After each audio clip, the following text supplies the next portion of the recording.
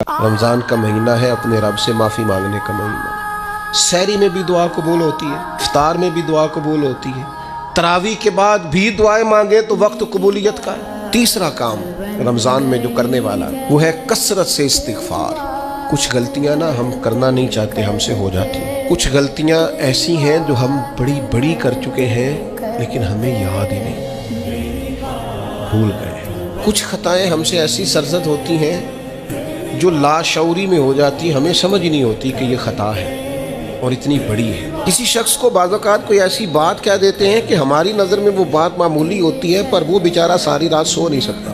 रमज़ान का महीना है अपने रब से माफ़ी मांगने का महीना, उससे तौफीक मांगने का महीना, उसके हुज़ूर हाजिर होने का महीना। मैं आपकी खिदमत में अर्ज़ करूँ, हज़रत आयशा सिद्दीक़ा फरमाती हैं, नबी पाक ने फरमाया सल्लल्लाहु तआला अलैहि वसल्लम, जिससे अल्लाह ने क़यामत वाले दिन हिसाब पूछ लिया ना, उसके लिए मुश्किल हो जाए। हिसाब भाई यसीरा ये है कि वो मेहरबानी फरमाए और फैसला जब करे तो करे ही दरगुजर वाला।